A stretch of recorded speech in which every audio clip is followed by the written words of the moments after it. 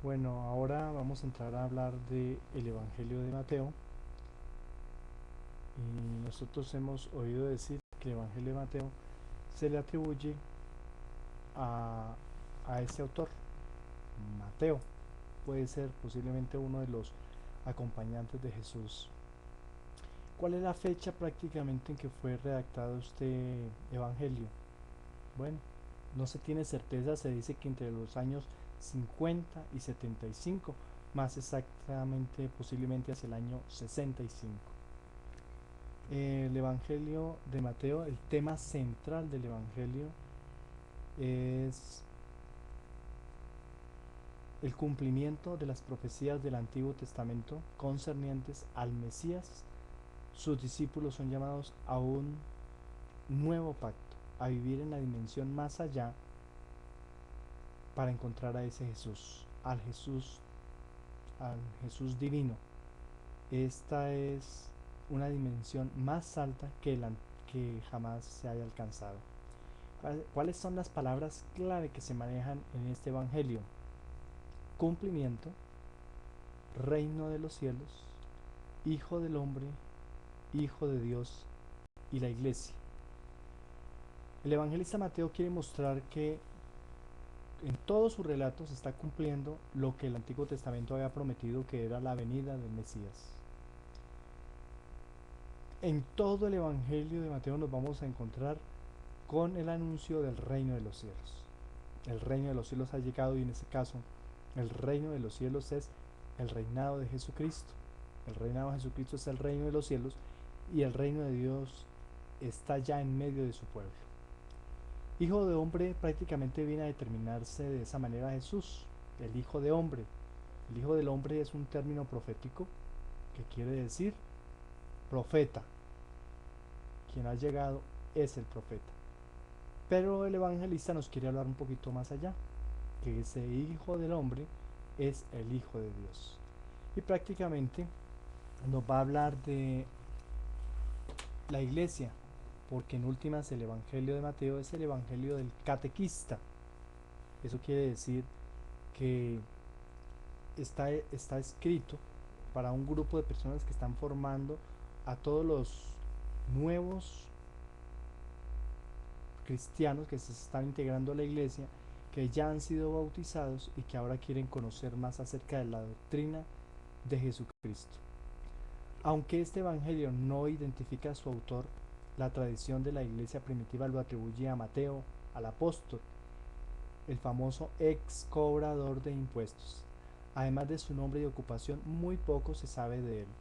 La tradición dice que predicó el evangelio en Palestina durante más o menos 15 años después de la resurrección de Jesús y se dirigió a campañas misioneras en otras naciones.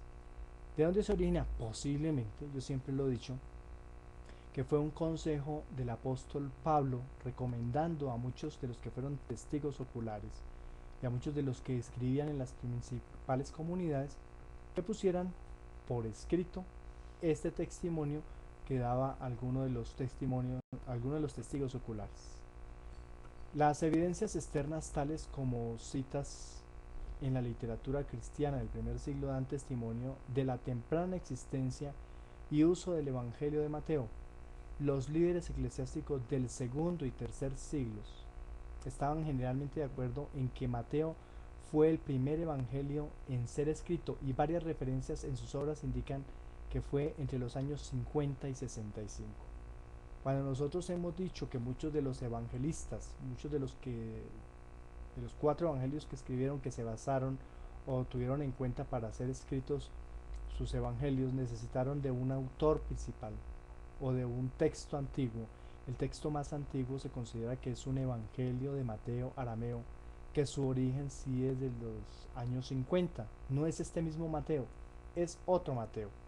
Pero de ahí se basaron ciertos autores. Eh, Sin embargo, muchos especialistas modernos creen que Mateo y Lucas se apoyaron decisivamente en Marcos. Esa es una de sus fuentes, Marcos. Pero Mateo debió haber utilizado también como Marcos este Mateo arameo, que no es el mismo Mateo que tenemos acá, pero que es una de las fuentes más antiguas. Sin embargo, de acuerdo con ello, le adjudican a Mateo una fecha posterior. Las continuas tensiones entre judíos y gentiles que se reflejan en este evangelio sugieren un periodo cuando el judaísmo y el cristianismo aún tenían cosas en común. ¿Cuál es el propósito del evangelio de Mateo? Mateo intenta presentar a Jesús no solo como el Mesías, sino como el Hijo de David, y elabora esta verdad de manera que pudiera ayudar a los cristianos a sus controversias con los judíos. Muestra en que Jesús en él se cumple la profecía del Antiguo Testamento, y que la ley adquiere nuevo significado y se complementa en la persona, las personas y la obra de Jesús. En sus palabras, Mateo también señala que el rechazo de Cristo por parte del pueblo de Israel está de acuerdo con la profecía, y que tal rechazo da lugar a la transferencia de los privilegios divinos del pueblo escogido de la primera comunidad judía a la cristiana. El reino de Dios será quitado de nosotros y será dado a gente que produzca frutos de él. Miremos el contenido del Evangelio. El propósito de Mateo se hace evidente en la estructura de este libro, que va agrupando las enseñanzas y los hechos de Jesús en 5 partes. Esta estructura común en el judaísmo quizá refleje el propósito de Mateo de presentar a Jesús como el cumplimiento de la ley.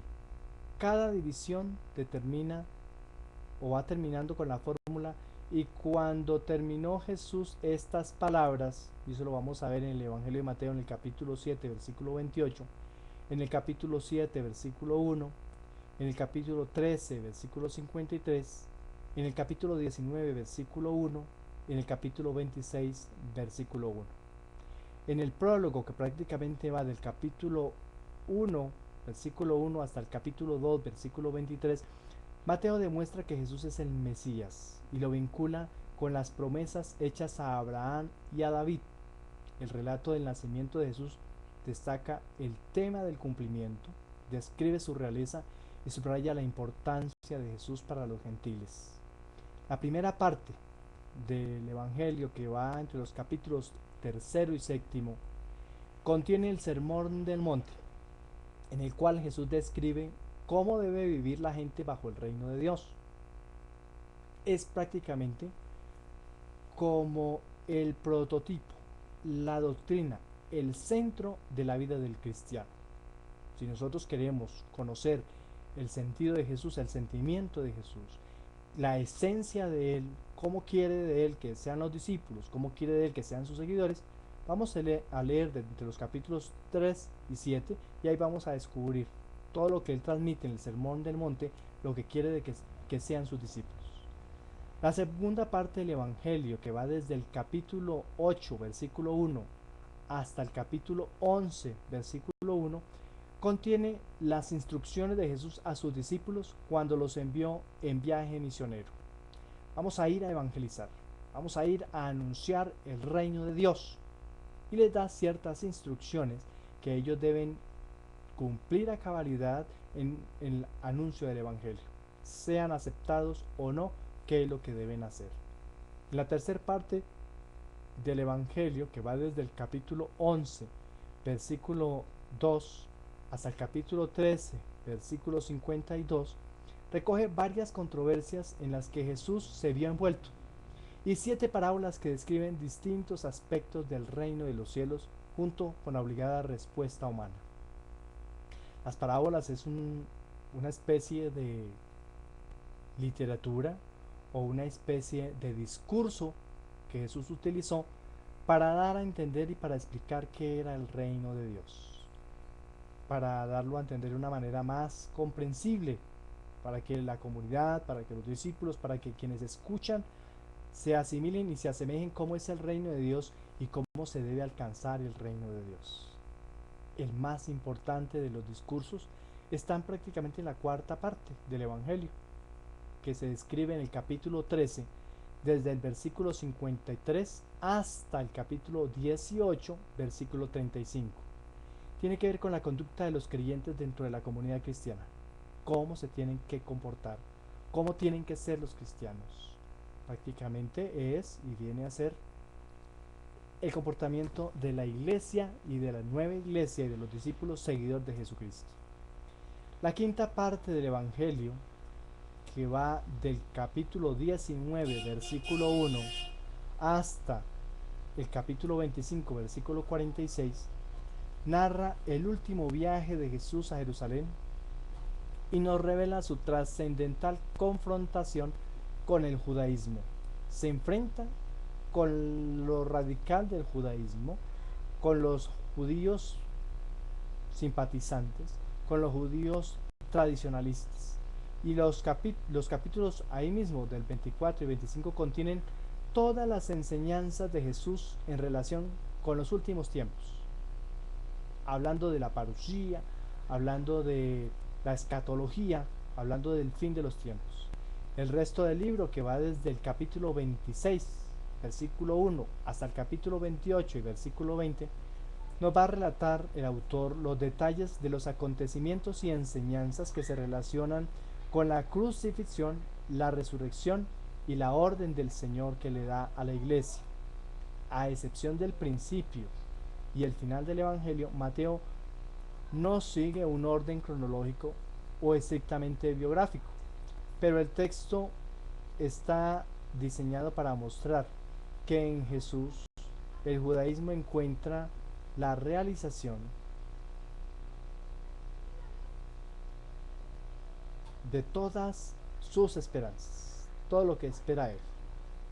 ¿Cómo podemos aplicar este evangelio? Que más adelante vamos a hacer la debida exégesis hermenéutica para aplicarlo a nuestra vida, a la vida personal. El énfasis de Mateo en Jesús como el cumplimiento de la profecía muestra que la vida y el ministerio de Jesús formaban parte del plan único de Dios a lo largo de toda la historia de Israel y no un acto de desesperación. Todo el Evangelio destaca que Jesús es el Emanuel, el Dios con nosotros, que desde el Antiguo Testamento nosotros veíamos que Dios quería estar en medio de la humanidad. Vemos que Dios, cuando crea a Adán y a Eva, Él está en el jardín del Edén.